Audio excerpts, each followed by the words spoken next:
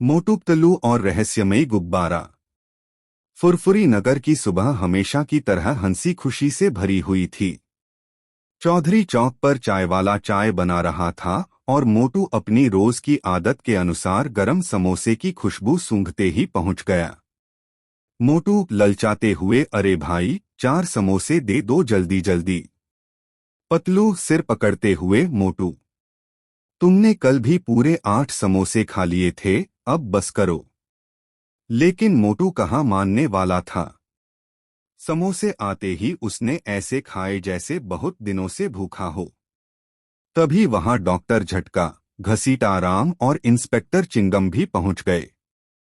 सब बातें कर ही रहे थे कि एक छोटे बच्चे ने रोते हुए आकर कहा, बच्चा भैया, मेरा गुब्बारा आसमान में उड़ गया, कोई ला सकता है क्या? मोटू ने आकाश की ओर देखा। गुब्बारा धीरे धीरे बादलों में गुम हो रहा था। उसने हंसते हुए कहा, अरे इसमें रोने की क्या बात है? मैं अभी नया गुब्बारा खरीद कर लाता हूं। लेकिन बच्चे ने सिर हिलाया। नहीं नहीं, ये कोई साधारण गुब्बारा नहीं था। इसे एक रहस्यमयी अंकल ने मुझे दिया था। उन्होंने कहा था कि ये जादुई गुब्बारा है। जो भी इसे पकड़ेगा उसकी हर इच्छा पूरी हो जाएगी। सुनते ही सबकी आंखें चमक गईं। मोटू तो सबसे ज्यादा लालच में पड़ गया। मोटू, ओहो, मतलब अगर वो गुब्बारा मेरे हाथ आ जाए तो मैं रोज समोसे खा सकता हूँ। पतलू चिढ़कर, बस बस, तुम्हें हर जगह समोसे ही क्यों दिखाई देते हैं? पहले बच्चे का गुब्बारा ढूंढना जरूरी है। रहस्यमय खोज। डॉक्टर झटका तुरंत अपने लैब से एक अजीब सा यंत्र लेकर आया जो आसमान में उड़ती चीजों को ढूंढ सकता था। सबने मिलकर खोज शुरू की। कभी जंगल में, कभी नदी किनारे, तो कभी पहाड़ी की चोटी पर। सब जगह तलाश करने के बाद आखिरकार उन्हें पता चला कि गुब्बारा पास के पुराने किले में जा उतरा है। लेकिन ये किला सुनसान और डरावना माना जाता था। घसीटाराम कांपते हुए, अरे यहाँ तो भूत रहते हैं, मैं तो नहीं जाऊंगा। चिंगम सीना तानकर, भूत चाहे कोई भी हो, जब तक चिंगम है तो डर की कोई गम नहीं। सब लोग हिम्मत जुटाकर किले के अंदर गए। अंधेरे गलियारों में टिमटिमाती मशालें और हवा की आवाजें दिल दहला रही थीं। तभी मोटू को अचानक चमकता हुआ लाल गुब्बारा दिखा। मोटू उत्साहित होकर वो रहा, चलो मैं पकड़ता हूँ। गुब्बारे का जादू। जैसे ही मोटू ने गुब्बारा हाथ में लिया, अचानक पूरे किले में उजाला फैल गया। गुब्बारे से एक मीठी आवाज आई, गुब्बारा, जो भी इस गुब्बारे को पकड़ेगा उसकी पहली इच्छा तुरंत पूरी होगी। मोटू ने बिना सोचे समझे बोल दिया, मुझे ढेर सारे समोसे चाहिए। पल भर में पूरा किला समोसों से भर गया। दीवारें, फर्श, छत, हर जगह समोसे ही समोसे। सब लोग हैरान रह गए। पतलू गुस्से में, मोटू, तुम्हें और कुछ नहीं सूझा? मोटू समोसे खाते हुए, क्या करूं भाई, दिल की बात जुबां पर आ गई। लेकिन परेशानी तब बढ़ी जब समोसे बढ़ते बढ़ते बाहर सड़क तक फैल गए। फुरफुरी नगर के लोग घबरा गए। लालच की सजा। अब सबको समझ आया कि ये गुब्बारा जितना जादुई है उतना ही खतरनाक भी। डॉक्टर झटका, अगर इसने और इच्छाएं पूरी की तो नगर का संतुलन बिगड़ जाएगा। चिंगम, सही कहा, इसे रोकना जरूरी है, वरना समोसे की सुनामी आ जाएगी। लेकिन मोटू अपना लालच नहीं छोड़ रहा था। उसने दूसरी इच्छा मांगी, अब मुझे एक बड़ा सा समोसे का महल चाहिए। तुरंत ही समोसों का पहाड़ खड़ा हो गया। नगरवासी हंस भी रहे थे और डर भी रहे थे। पतलू ने मोटू को समझाया, मोटू, ये जादू हमेशा के लिए नहीं है। लालच मत करो, असली खुशी मेहनत से मिले खाने में है, न कि ऐसे जादू से। लेकिन मोटू सुनता कहाँ था। तभी गुब्बारे से आवाज आई, अगर तीसरी इच्छा मांगी गई तो तुम्हें इसकी भारी कीमत चुकानी पड़ेगी। संकट की घड़ी। मोटू सोच ही रहा था कि क्या मांगे, तभी किले से रहस्यमयी साधु प्रकट हुए। साधु, ये गुब्बारा मैंने बनाया था। इसका असली मकसद लोगों को सिखाना है कि लालच बुरी बला है। अगर तुम्हारी तीसरी इच्छा स्वार्थी हुई तो पूरा नगर पत्थर बन जाएगा। ये सुनकर सब डर गए। मोटू के पसीने छूट गए। पतलू, धीरे से मोटू, अब जिम्मेदारी तुम्हारी है। सोच समझकर इच्छा मांगो। मोटू ने थोड़ी देर सोचा और फिर गुब्बारे से बोला, हे गुब्बारे, मेरी तीसरी और आखिरी इच्छा है कि फुरफुरी नगर हमेशा खुशहाल और सुरक्षित रहे और सभी को पर्याप्त भोजन मिले। जैसे ही उसने ये कहा, अचानक समोसे का महल गायब हो गया, नगर साफ सुथरा हो गया और हर घर में खाना पहुंच गया। सुखद अंत। गुब्बारा आसमान में चमकते हुए गायब हो गया। साधु ने मुस्कुराते हुए कहा, तुमने सही समय पर सही निर्णय लिया। याद रखना, सच्ची तृप्ति दूसरों की भलाई में है, न कि स्वार्थ में। सबने मिलकर मोटू की तारीफ की। पतलू हंसते हुए, देखा मोटू, जब तुम समोसे से आगे सोचते हो तो बड़े काम कर सकते हो। मोटू शर्माते हुए, हाँ भाई, अब से पहले नगर का सोचना, फिर समोसे का। और फिर सबने मिलकर चाय वाले की दुकान पर असली मेहनत से बने गर्मागर्म समोसे खाए। सीख। इस कहानी से यही सीख मिलती है कि लालच हमें विनाश की ओर ले जाता है, जबकि निस्वार्थ भावना समाज को खुशहाल बनाती है। मोटू पतलू और बोलने वाली साइकिल। फुरफुरी नगर हमेशा की तरह चहल पहल से भरा हुआ था। चौक पर चाय वाले की दुकान पर लोग बैठकर चाय की चुस्कियां ले रहे थे। मोटू अपनी रोज की आदत के मुताबिक समोसे खा रहा था और पतलू उसे रोकने की कोशिश कर रहा था। पतलू गुस्से में, मोटू, तुम्हें रोज रोज इतना खाना अच्छा नहीं लगता, थोड़ा कम करो। मोटू मुंह में समोसा भरकर, अरे भाई, समोसा मेरा जीवन है। इसे देखकर मेरा दिल खुश हो जाता है। इतने में डॉक्टर झटका दौड़ते हुए वहां पहुंचे। डॉक्टर झटका उत्साहित होकर, अरे दोस्तों, मैंने एक नई खोज की है, एक ऐसी साइकिल जो इंसानों से बात कर सकती है। सबके कान खड़े हो गए। इंस्पेक्टर चिंगम भी आ पहुंचे। चिंगम गर्व से, जब तक चिंगम है तब तक कोई क्राइम नहीं। लेकिन बोलने वाली साइकिल, ये तो बहुत ही इंटरेस्टिंग है। बोलने वाली साइकिल से मुलाकात। डॉक्टर झटका सबको अपनी लैब में ले गए। वहां एक लाल रंग की सुंदर साइकिल खड़ी थी, जिसकी हैंडल पर छोटी सी स्क्रीन लगी थी। जैसे ही मोटू पास पहुंचा, स्क्रीन चमक उठी और साइकिल ने खुद ही कहा, साइकिल नमस्ते, मैं हूं स्पीडी, मुझे चलाओ और मजा पाओ। सब लोग हैरान रह गए। पतलू आश्चर्य से, वाह, ये तो सच में बोल रही है। मोटू हंसकर, तो फिर सबसे पहले मैं चलाऊंगा। मोटू साइकिल पर बैठ गया। जैसे ही उसने पैडल मारा, साइकिल तेजी से सड़क पर भागी। स्पीडी खुश होकर, मोटू भाई, अगर तुम तेज चलाओगे तो मैं और भी मजेदार करतब दिखाऊंगी। मोटू ने जोर से पैडल मारे और देखते देखते साइकिल हवा में उड़ने लगी। पतलू चिल्लाते हुए, अरे मोटू, संभल कर, वरना गिर जाओगे। नगर में हंगामा। मोटू अब हवा में उड़ती साइकिल चला रहा था। लोग नीचे से देखकर तालियां बजाने लगे। बच्चे खुश होकर उछल पड़े। लेकिन समस्या तब हुई जब मोटू ने समोसे वाली दुकान के ऊपर चक्कर लगाया। मोटू ललचाकर, अरे वाह, ऊपर से पूरा समोसा बाजार साफ दिख रहा है। उसने साइकिल से झुककर दुकान से समोसे उठाने की कोशिश की और धड़ाम से गिर पड़ा।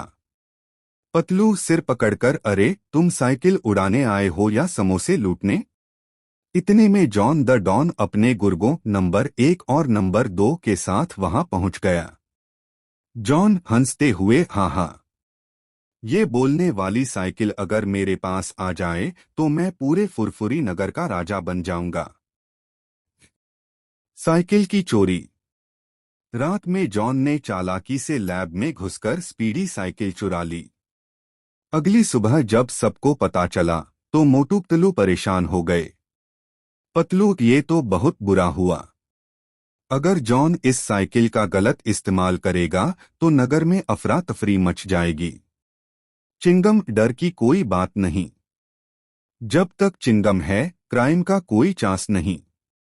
लेकिन तभी खबर आई कि जॉन स्पीडी पर बैठकर पूरे नगर में आतंक मचा रहा है।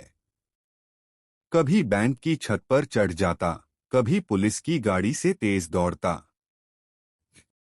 पीछा शुरू। मोटू पतलू और चिंगम तुरंत जॉन के पीछे दौड़े। मोटू ने कहा, मोटू, अगर हमें स्पीडी को वापस लाना है तो मुझे बहुत ताकत चाहिए। जल्दी से समोसे लाओ। पतलू ने मजबूरी में उसे समोसे दिए। समोसे खाते ही मोटू में बिजली जैसी ताकत आ गई। उन्होंने एक पुरानी स्कूटर ली और जॉन के पीछे निकल पड़े। लेकिन जॉन की उड़ती साइकिल को पकड़ना आसान नहीं था। स्पीडी की चालाकी। असल में स्पीडी साइकिल समझदार थी। उसे पता था कि जॉन बुरा इंसान है, इसलिए उसने जॉन को परेशान करना शुरू कर दिया। कभी ब्रेक अचानक लगा देती, कभी हैंडल घुमा देती। जॉन बार बार गिरता और चिल्लाता, जॉन, अरे नंबर 1, नंबर 2, इस साइकिल को काबू करो। लेकिन गुर्गे भी गिरते पड़ते रह गए। अंतिम टक्कर।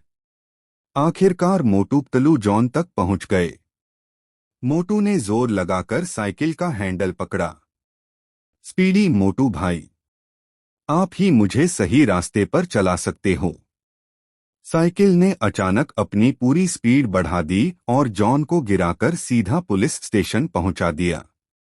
चिंगम ने तुरंत जॉन और उसके गुर्गों को पकड़कर जेल में डाल दिया। चिंगम गर्व से, जब तक चिंगम है तब तक क्राइम का कोई चांस नहीं। सुखद अंत। स्पीडी साइकिल फिर से डॉक्टर झटका की लैब में सुरक्षित रख दी गई। पतलू, देखा मोटू, अगर सही सोच के साथ काम किया जाए तो हर मुश्किल आसान हो जाती है। मोटू मुस्कुराते हुए, हाँ भाई, लेकिन अगर ये साइकिल रोज मुझे समोसे की दुकान तक पहुंचा दे तो मजा आ जाए। सब हंस पड़े। सीख। इस कहानी से यही सीख मिलती है कि बुद्धिमानी और निस्वार्थ भाव से काम करने पर बड़ी से बड़ी मुसीबत हल हो जाती है, और लालच या बुरे काम का नतीजा हमेशा बुरा होता है। मोटू पतलू और रहस्यमयी सोने का नक्शा। फुरफुरी नगर की सुबह हमेशा की तरह हलचल से भरी हुई थी। चौक पर चायवाला अपनी चाय की दुकान संभाल रहा था और मोटू अपनी आदत के अनुसार समोसे खा रहा था। पतलू गुस्से में, मोटू, तुम रोज रोज इतने समोसे खाते हो, कभी तो डाइटिंग कर लो। मोटू हंसकर, अरे पतलू, डाइटिंग से पेट नहीं भरता, लेकिन समोसे से दिल भी भरता है और दिमाग भी तेज हो जाता है। इतने में अचानक डॉक्टर झटका वहां आ पहुंचे। उनके हाथ में एक पुरानी धूल से भरी किताब थी। डॉक्टर झटका उत्साहित होकर, दोस्तों देखो मुझे अपने दादाजी की लाइब्रेरी से क्या मिला। इसमें फुरफुरी नगर के पास छिपे हुए सोने का नक्शा है। सबके कान खड़े हो गए। इंस्पेक्टर चिंगम भी तुरंत वहां आ पहुंचे।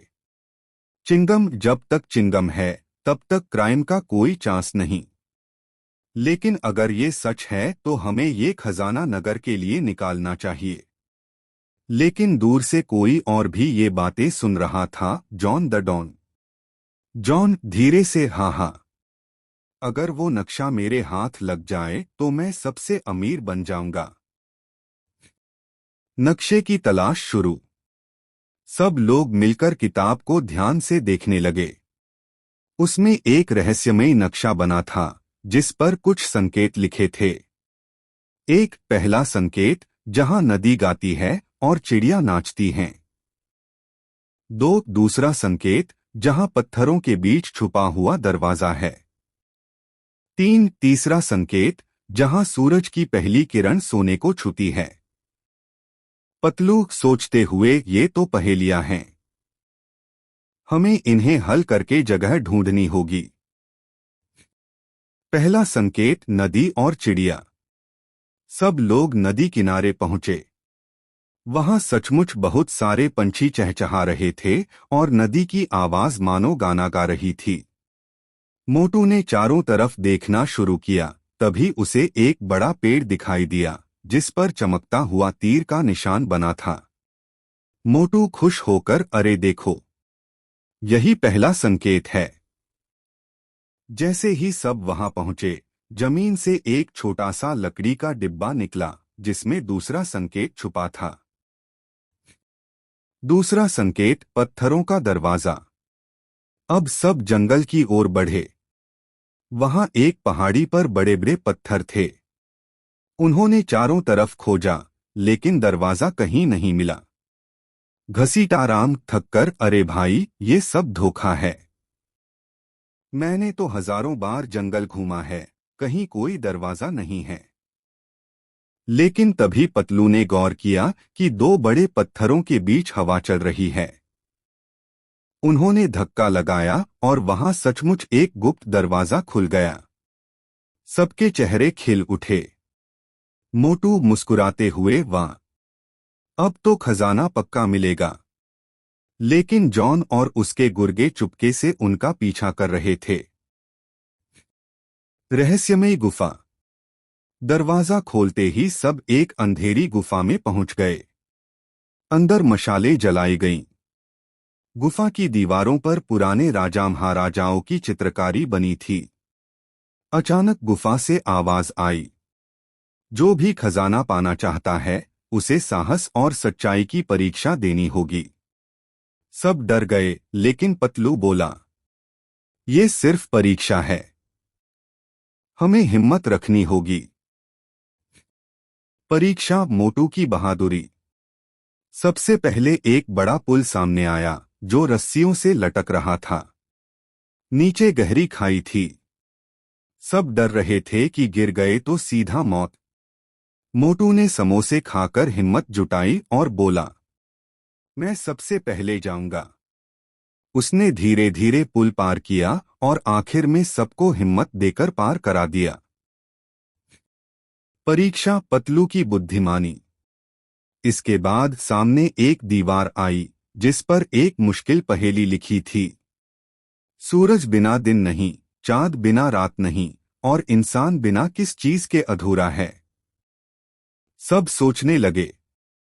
घसीटाराम बोला, इंसान बिना झूठ के अधूरा है। सब हंस पड़े। पतलू ने शांत होकर जवाब दिया, इंसान बिना दोस्त के अधूरा है। दीवार अपने आप खुल गई। तीसरा संकेत, सूरज की पहली किरण। आखिरकार सब एक गुफा से बाहर निकले जहां पहाड़ी की चोटी पर सोने जैसा चमकता हुआ दरवाजा था। जैसे ही सूरज उगा, उसकी पहली किरण उस दरवाजे पर पड़ी और दरवाजा अपने आप खुल गया। अंदर चारों तरफ सोने के सिक्के, गहने और कीमती सामान रखा था। सब दंग रह गए। लेकिन तभी जॉन द डॉन और उसके गुर्गे कूद पड़े। जॉन गर्व से, हाँ हाँ, अब ये खजाना मेरा होगा। अंतिम टक्कर। जॉन ने सिक्कों से भरी थैली उठाई और भागने लगा। मोटू ने तुरंत समोसे खाए और बिजली की तरह उसके पीछे दौड़ा। मोटू, अरे जॉन, खजाना नगर का है, तुम्हारा नहीं। दोनों के बीच जोरदार खींचतान हुई। तभी स्पीडी साइकिल डॉक्टर झटका की पुरानी खोज भी आ गई जिस पर घसीटाराम चढ़ा हुआ था। उसने जॉन का रास्ता रोक दिया। इंस्पेक्टर चिंगम ने जॉन और उसके गुर्गों को पकड़ लिया। चिंगम जब तक चिंगम है तब तक क्राइम का कोई चांस नहीं। सुखद अंत। खजाना नगर के खजाने घर में रख दिया गया ताकि उससे गरीबों की मदद हो सके और नगर और भी खुशहाल बन सके। सबने पतलू की बुद्धिमानी और मोटू की बहादुरी की खूब तारीफ की। पतलू देखा मोटू असली ताकत मिलजुल कर काम करने में है। मोटू हंसते हुए सही कहा भाई, लेकिन थोड़े समोसे अगर खजाने में होते तो मजा आ जाता। सब जोर जोर से हंस पड़े। सीख। इस कहानी से हमें यही शिक्षा मिलती है कि लालच हमेशा विनाश लाता है, जबकि दोस्ती, साहस और बुद्धिमानी से हर मुश्किल आसान हो जाती है। एक नई और मजेदार मोटू पतलू और बोलने वाला रहस्यमयी तोता। फुरफुरी नगर की सुबह हमेशा की तरह हंसी खुशी से भरी थी। चौक पर चाय वाले की दुकान पर लोग इकट्ठे होकर चाय की चुस्कियां ले रहे थे। मोटू अपनी रोज की आदत के मुताबिक गर्मागर्म समोसे खा रहा था और पतलू उसे रोकने की कोशिश कर रहा था। पतलू सिर पकड़कर, मोटू, तुम्हें समझाना बेकार है। तुम्हें हर वक्त सिर्फ समोसे ही दिखाई देते हैं। मोटू हंसते हुए, अरे भाई, समोसे मेरी लाइफ का प्यार हैं। इन्हीं से मेरा दिमाग चलता है। इतने में अचानक एक बूढ़ा व्यापारी चौक पर आया। उसके हाथ में एक पिंजरा था जिसमें एक हरा नीला चमकदार तोता बैठा था। व्यापारी, सुनो सुनो, ये कोई साधारण तोता नहीं है। ये बोलता भी है और रहस्यों का भेद बताता है। सब लोग आश्चर्यचकित हो गए। मोटू और पतलू भी आगे बढ़े। रहस्यमयी तोते की भविष्यवाणी। व्यापारी ने पिंजरे का दरवाजा खोला। तोते ने जोर से बोला, तोता कावकाव, फुरफुरी नगर में एक छिपा खजाना है। जो उसे ढूंढेगा वही सबसे भाग्यशाली कहलाएगा। भीड़ में हलचल मच गई। हर कोई खजाने के बारे में जानना चाहता था। पतलू सोचते हुए, ये तो जरूर किसी पुराने जमाने का राज होगा। मोटू ललचाकर, अगर खजाना मिल जाए तो मैं रोज समोसे की फैक्ट्री खोल लूंगा। लेकिन उसी वक्त जॉन द डॉन और उसके गुर्गे भी वहां पहुंच गए। जॉन मुस्कुराकर, आहा, खजाना मेरे जैसा महान डॉन ही पाएगा। तोते का नक्शा। तोते ने अचानक जोर से कहा, खजाने तक पहुंचने के लिए 3 जगहों से होकर गुजरना होगा। पहला, पीपल का प्राचीन पेड़। दूसरा, वीरान हवेली। तीसरा, लाल पहाड़ी की गुफा। सब हैरान रह गए। व्यापारी मुस्कुराया और बोला, ये तोता कभी झूठ नहीं बोलता। लेकिन ध्यान रहे, खजाने तक पहुंचने वाले की परीक्षा जरूर होती है। मोटू पतलू ने तय किया कि वे खजाना ढूंढेंगे ताकि नगर के काम आ सके। इंस्पेक्टर चिंगम और डॉक्टर झटका भी उनके साथ हो गए। पहला पड़ाव, पीपल का प्राचीन पेड़। सब लोग नगर से बाहर पुराने पीपल के पेड़ तक पहुंचे। पेड़ के चारों ओर रहस्यमयी धुंध फैली थी। पतलू, ये जरूर कोई जादुई जगह है। मोटू ने पेड़ के तने को ध्यान से देखा। उसमें एक छुपा हुआ दरवाजा था। जैसे ही उसने उसे खोला, अंदर से एक पुरानी तख्ती निकली जिस पर लिखा था, अगर दोस्ती सच्ची है तो राह आसान होगी।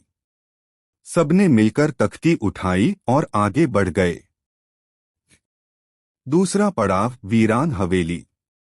अब वे एक पुरानी जर्जर हवेली पहुंचे। वहां जाते ही अजीब सी आवाजें आने लगीं। दरवाजे अपने आप खुल बंद हो रहे थे। घसीटाराम डरकर बोला, अरे मैं तो नहीं अंदर जाऊंगा, यहां भूत प्रेत रहते हैं। पतलू, डरो मत, ये सिर्फ हमारी परीक्षा है। जैसे ही वे अंदर गए, एक परछाई उनके सामने प्रकट हुई। परछाई, अगर खजाना चाहिए तो ये पहेली हल करो। सोने से कीमती, लेकिन तौला नहीं जा सकता। वो क्या है? सब सोच में पड़ गए। मोटू बोला, क्या ये समोसा है? सब हंस पड़े। पतलू ने जवाब दिया, वो है समय। तुरंत हवेली की दीवार खुल गई और अगली दिशा का रास्ता दिखा। तीसरा पड़ाव, लाल पहाड़ी की गुफा। सूरज ढल रहा था जब वे लाल पहाड़ी पर पहुंचे। वहां एक गहरी गुफा थी। अंदर जाते ही उन्होंने देखा कि चारों तरफ लाल पत्थर चमक रहे हैं। लेकिन तभी जॉन और उसके गुर्गे भी पहुंच गए। जॉन गर्व से, हाँ हाँ, अब खजाना मेरा होगा। तुम लोग यहां तक पहुंचे हो, लेकिन आगे मैं ही जाऊंगा। दोनों दलों में झगड़ा शुरू हो गया। जॉन के गुर्गों ने रास्ता रोकने की कोशिश की। मोटू ने तुरंत समोसे खाए और ताकतवर बनकर उन्हें धड़ाधड़ गिरा दिया। पतलू मुस्कुराकर, वाह मोटू, अब असली हीरो तुम हो। खजाने की असली परीक्षा। गुफा के अंत में एक चमकता हुआ संदूक रखा था। सब दौड़कर उसकी ओर बढ़े। लेकिन अचानक तोते की आवाज गुफा में गूंज उठी। तोता, खजाने का मालिक वही होगा जो निस्वार्थ भाव से नगर की भलाई के लिए इसका उपयोग करेगा। जॉन ने लालच में तुरंत संदूक खोलने की कोशिश की। लेकिन संदूक से आग की लपटें निकलीं और जॉन भाग खड़ा हुआ। अब मोटू और पतलू संदूक के सामने खड़े थे। पतलू धीरे से, मोटू, हमें सोचना होगा कि खजाने का सही उपयोग क्या है। मोटू गंभीर होकर, हाँ भाई, हम इसे नगर के लोगों की मदद के लिए इस्तेमाल करेंगे। गरीबों के लिए खाना, बच्चों के लिए स्कूल और सबके लिए खुशी। जैसे ही मोटू ने ये कहा, संदूक अपने आप खुल गया। अंदर सोने के सिक्के, गहने और हीरे जवाहरात भरे थे। सुखद अंत। सब खजाना लेकर नगर लौट आए। इंस्पेक्टर चिंगम ने जॉन और उसके गुर्गों को पकड़कर जेल में डाल दिया। नगर में खुशी की लहर दौड़ गई। उस खजाने से स्कूल, अस्पताल और गरीबों के लिए भोजनालय खोला गया। पतलू, देखा मोटू, जब हम सबके लिए सोचते हैं तो हमें असली इनाम मिलता है। मोटू हंसते हुए, सही कहा भाई, लेकिन अगर खजाने में थोड़े और समोसे होते तो मजा आ जाता। सब जोर जोर से हंस पड़े। तोता आसमान में उड़ता हुआ बोला, सच्चा खजाना सोना नहीं, बल्कि दोस्ती और निस्वार्थ सेवा है। काव काव। सीख। इस कहानी से यही सीख मिलती है कि लालच हमेशा बर्बादी लाता है, लेकिन सच्ची दोस्ती और निस्वार्थ भाव से किया गया काम पूरे समाज को खुशहाल बना देता है।